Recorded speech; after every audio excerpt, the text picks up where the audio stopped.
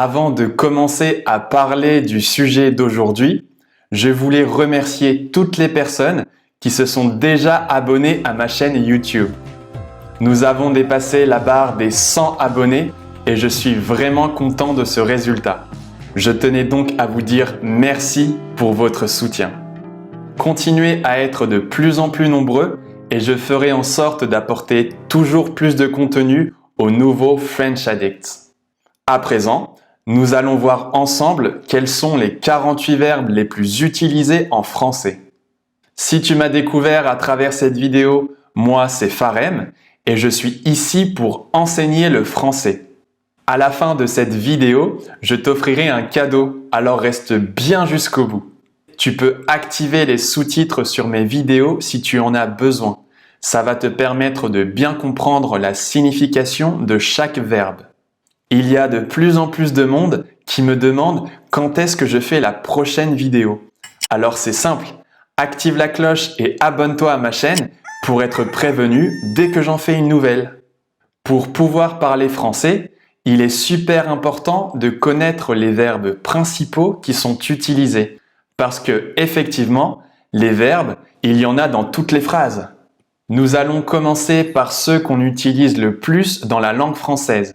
Je donnerai des exemples typiques pour chaque verbe. Allez, on commence.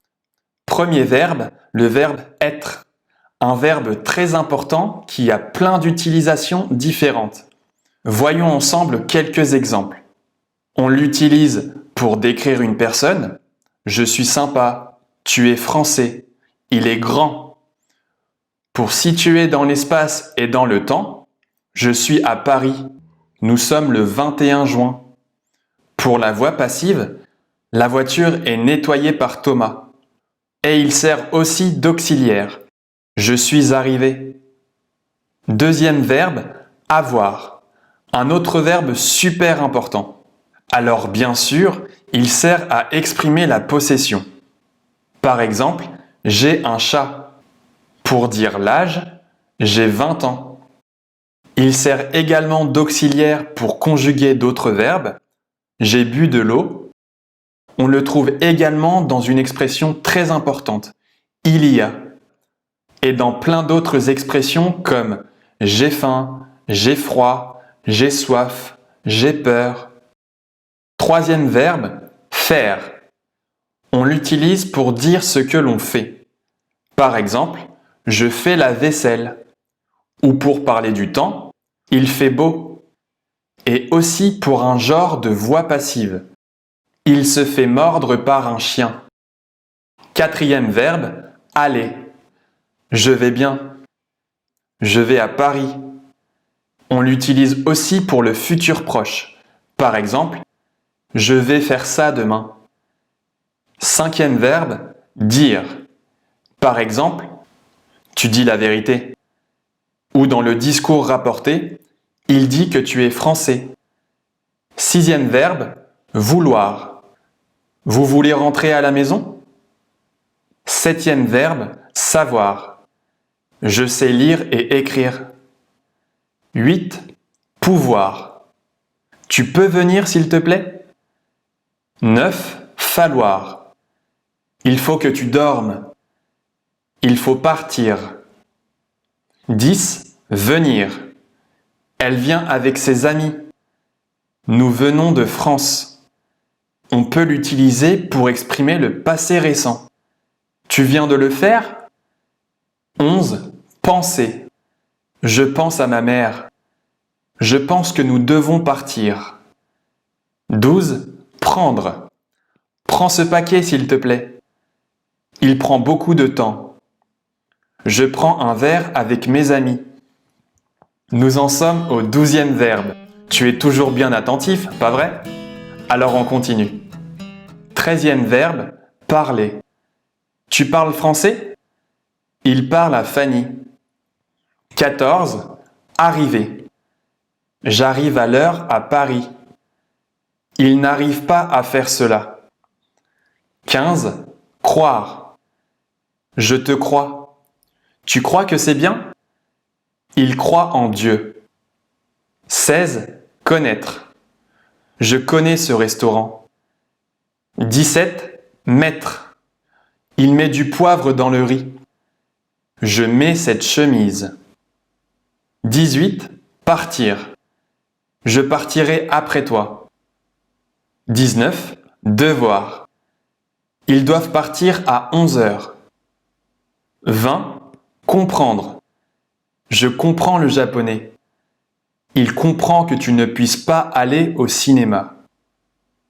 21. Demander. Demande combien ça coûte, s'il te plaît. Si tu ne sais pas, demande à ton frère. 22. Manger. Elle mange des pâtes tous les jours. 23. Voir. Je vois les oiseaux dans le ciel. Tu vois ce que je veux dire? 24. Trouver. Il a trouvé mon portable. Je trouve que c'est super ici. Nous venons de voir les 24 premiers verbes. J'avais prévu de faire les 48 verbes les plus utilisés en français, mais j'ai finalement trouvé une meilleure idée. Au dernier moment, j'ai décidé de faire quelque chose d'encore mieux pour toi. Pour être sûr que tu retiens bien les verbes les plus utiles avec leur signification, je te propose d'apprendre le reste dans mon e-book The Big French Theory. J'y ai consacré un chapitre spécial avec les verbes les plus utilisés à connaître. Il est disponible avec la traduction en anglais, en espagnol et en italien. Il y a aussi beaucoup d'autres choses utiles à connaître dans cet ouvrage. Tu pourras choisir la langue avec laquelle tu es le plus à l'aise pour apprendre ce que tu souhaites. Ça te permettra de progresser à ton rythme. Pour ceux qui ont déjà téléchargé The Big French Theory, je tenais à vous remercier pour les retours positifs que vous m'avez donnés sur mon e-book. J'espère qu'il pourra aider encore beaucoup d'autres French Addicts. Je t'avais promis un cadeau à la fin et le voilà. Je viens de terminer la version audio de mon e-book et je tenais à te l'offrir pour que tu puisses apprendre du mieux possible. Tu vas pouvoir habituer ton oreille au son de la langue française et ainsi être sûr de prononcer correctement. C'est disponible gratuitement en intégralité, tu as le lien juste en dessous. N'oublie pas de t'abonner pour continuer à progresser en français. Tu peux aussi partager la vidéo si tu penses qu'elle peut intéresser d'autres personnes et je te dis à très bientôt. On peut vraiment apprendre une langue de cette manière? Ou bien c'est juste un jeu inutile? Reste bien jusqu'à la fin pour avoir la réponse.